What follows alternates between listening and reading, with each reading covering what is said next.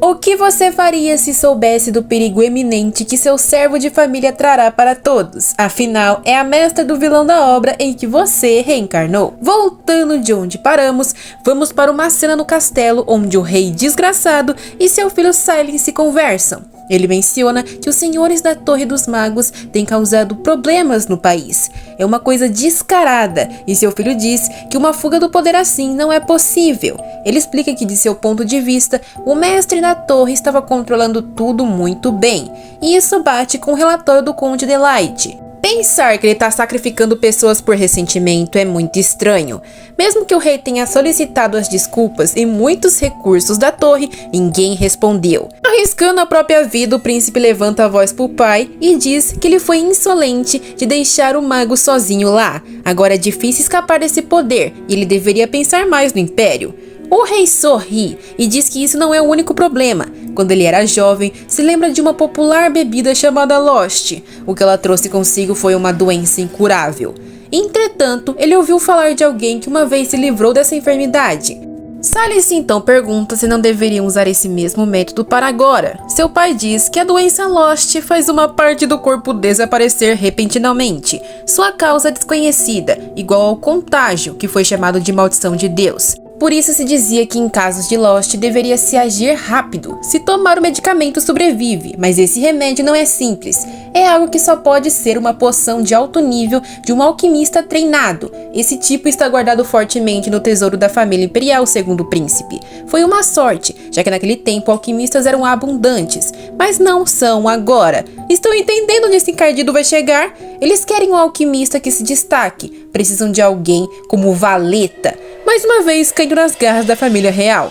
O Silence fala que a garota está sofrendo ainda os efeitos secundários de magia e negou fazer isso para si mesma. Ardiloso com os protestos, o pai de Silence abraça o seu filho e diz que o assento do imperador está quase vazio. Decidir sobre um sacrifício necessário para salvar a todos é a parte mais difícil de seu trabalho, e ele precisa que seu filho seja firme, já que assim as pessoas importantes e fracas serão salvas. O iludido abre um sorriso e promete que cedo ou tarde vai se encontrar com a Valeta e pedir ajuda para tal situação, que com certeza ela atenderá. O pai pergunta o que ele vai fazer se a menina não ajudar. Afinal, segundo o próprio Conde Delight, ela cresceu com as emoções contidas e, portanto, não vai se compadecer com aquela triste história.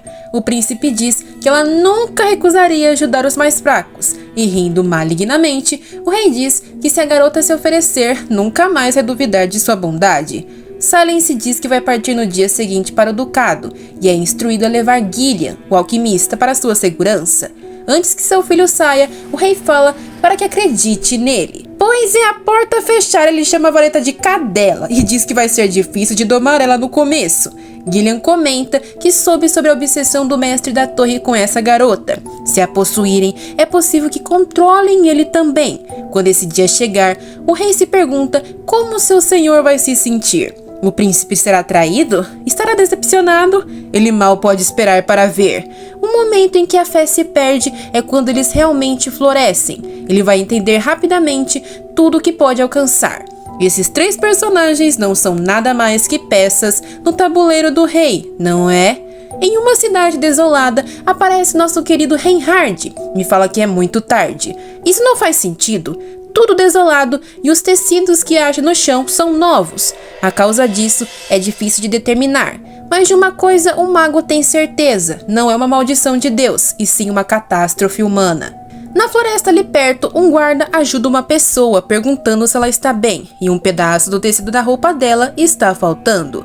Eu estou reconhecendo essas silhuetas, hein? A cena corta para o querido Callum chorando e reclamando da Valeta. Que tipo de gênio essa garota é? Ele berra para o seu não assumido marido, o outro duque, e parece se agarrar em sua túnica, contando que chamou por Val e ela não respondeu. Foi muito insensível. Ele segura Callum pelo colarinho e diz que ele está bêbado, enquanto o homem segue chorando e perguntando como ele deveria tratar aquela querida. Ele ia falar com ela hoje, mas foi expulso. O duque pergunta o que aconteceu exatamente. Aquela história mais longa do que está parecendo. o Kellan fala que é muito mal e se deita para melhorar a cabeça. Com o rosto escondido, admite que não tem nada para ensinar para ela. Ela imediatamente entende qualquer coisa que é falada, aplica com perfeição e consegue criar novas fórmulas. Ela é inteligente. O Duque pergunta se isso é um problema e Kellan fala que tem coisas que não pode ensinar. Está se sentindo desqualificado como um guardião. A sua querida é muito perigosa. Ela não tem nada que seja precioso e evita que qualquer coisa à sua volta se torne isso. É como se evitasse qualquer laço para que quando sucumbisse não tivesse nome algum para chamar. Depois que ele escutou isso, tinha mais perguntas, mas as engoliu. Ele se pergunta se essa suposição de falecimento é de outra pessoa ou da Valeta mesmo. No caso da depressiva Valcara de Peixe, deve ser os dois. Kellan não melhora sua expressão, que de tristeza vai para raiva. Ele se senta rápido e diz que se sua querida está preocupada com o próprio falecimento, vai com suas próprias mãos desenterrar o Conde Delight e jogá-lo na privada. O outro Duque quase ri e é repreendido, afinal a ameaça é séria, né? A cena corta pra Valeta com cara de peixe como sempre, e a maga que está no rodízio para cuidar dela pergunta o motivo de sua expressão preocupada. A dama revela que o Lord Dali dá grande importância aos ensinamentos básicos da alquimia, por isso está estudando e revisando o que ele lhe passou ontem. O nome da maga, que talvez seja mago na verdade, se chama Ceylon. A Valeta pergunta sobre aquele senhor de antes que a chamava de mestre, ou seja, o Reinhard. Ela tá tentando não mencionar o nome do bonito para não invocá-lo. Ceylon revela que a última vez que o viu estava na sala Céu. Seu poder anda estável, então às vezes perde o controle. Por isso ele fica lá em cima. Se ocorrer um contratempo, os danos serão mínimos. A sala foi projetada justamente para absorver grandes quantidades de mana, graças ao vidro que a envolve. Então, mesmo com muito poder, não tem dano externo. Valeta diz que a estrutura não é comum, já que consegue aguentar a mana do mestre dos magos. Ceylon revela que é sempre assim quando estão no começo do despertar. Então pergunta se a dama não precisa comer nada. E o pobre leãozinho também, que está com um pote de comida na boca há muito tempo. Valeta fica tão desesperada que joga meio quilo de ração no potinho dele, achando que é bom ele comer bem para crescer. Ceylon diz que assim ele vai acabar passando mal. Valeta automaticamente fica triste. Se ele passar mal, pode acabar sucumbindo, né? Ceylon pensa que mesmo que Sunota, ou seja, o leãozinho, seja uma entidade nova, não precisa de tanta atenção assim. Nesse momento, uma criada bate na porta e informa que seu lugar para tomar o café da manhã já está pronto. Ela deve se apressar, no entanto, porque possui um convidado de última hora. Valeta olha pela janela e se depara com uma carruagem trazendo uma bandeira com o símbolo dos Cavaleiros Reais. O recém-chegado é alguém da família imperial? O imperador não viria pessoalmente, mesmo assim não vai ser nada fácil escapar disso. No caminho para o lugar, os guardas barram Valeta e a maga, apenas a dama pode passar.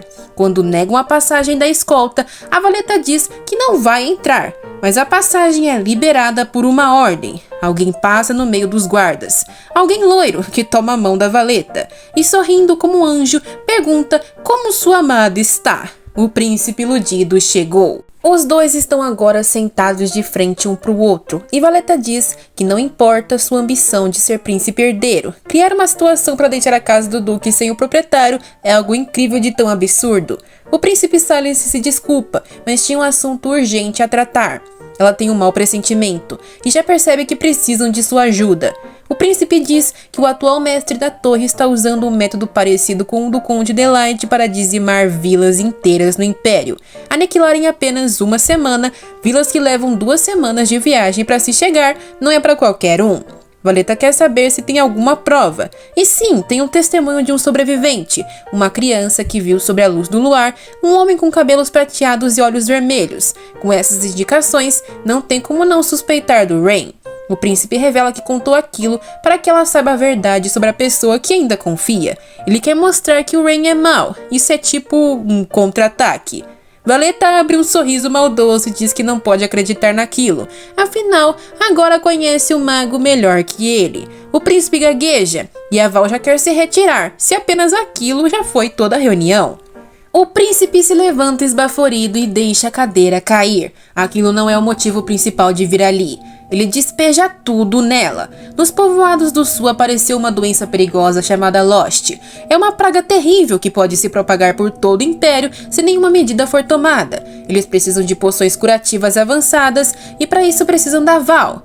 Finalmente ele está mostrando sua natureza. Ela pergunta se a história que contou antes é de conhecimento apenas de Sua Alteza, e diante da confirmação, Valeta entende que aquilo é uma boa desculpa para prendê-la e conseguir pressionar a Torre dos Magos.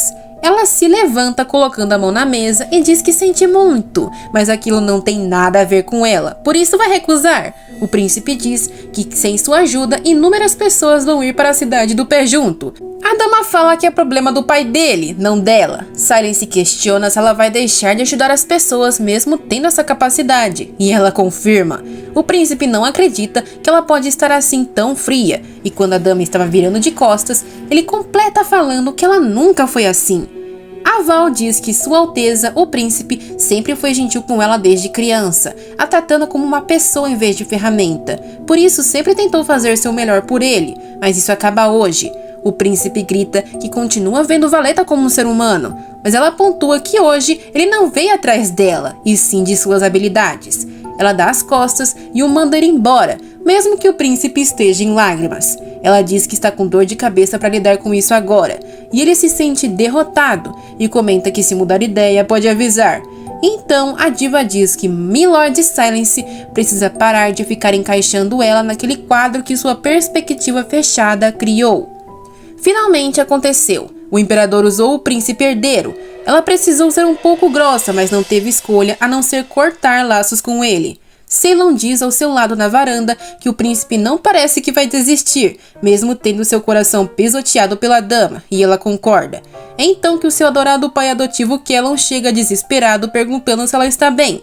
A diva confirma e diz que ouviu sobre tudo, a doença de Lost e sobre o Reinhard supostamente estar massacrando vilas. De fato, chegou um relatório sobre isso pro Duque, mas ele estava revisando para confirmar a veracidade. Então pede desculpas por não informar Valeta sobre tudo. Não existe uma confirmação então de que o mago realmente fez aquilo, e a Val pede permissão para convidar alguém para casa. Seu guardião permite, e não vai ter jeito, ela vai precisar chamá-lo. Ao soprar o seu nome ao vento, a garota vê o mago surgir em meio a uma corrente de ar que agita os cabelos da dama. Pode ouvir ele dizer que foi chamado corretamente dessa vez. Ele se apoia na varanda atrás dela e, sorrindo, a chama de sua amada mestra. Voltando um pouco no tempo, a maga Ceylon conta como funciona o tratado para Valeta. Ele é a causa entre a Guerra Fria da família real e da Torre dos Magos. Os magos não gostam do Socor, mas não é como se quisessem destruí-los. O tratado se mantém, já que existe um pacto de não agressão entre os dois grupos. Valeta quer saber por que o conde não sabia sobre o pacto de não agressão. Ceylon explica que quando o novo mestre da torre acorda, esses acidentes pequenos e grandes acabam acontecendo e quebrando o tratado. Não foi grande o suficiente para descartar o Rain como um desastre? O lado do Socor conhece as consequências que acontecem, então os grupos sempre chegam em um acordo e tudo se resolve. Valeta pergunta se o Rain aceitou a petição do rei, e a maga fica pálida, respondendo que não. Ela sabe que ele é como uma criança, tentando controlar seu próprio poder, e não pode dizer se está satisfeita com isso ou não. São os guias do mestre, e qualquer decisão que ele tome, eles precisam apoiar. Simplesmente confiar nele e o seguir fielmente. Porém, seria bom se ele confiasse neles de volta também. Voltamos para o momento em que Valeta e Rain se reencontram, e tenho certeza que vai ser emocionante ou no mínimo engraçado. Querem saber mais sobre o futuro dessa história? Então aguardem o próximo vídeo. Muito obrigada por assistir até aqui, se gostaram deixem o like e compartilhem. Muito obrigada também aos membros do canal, considere se tornar um se for possível para você. É isso, sayonara!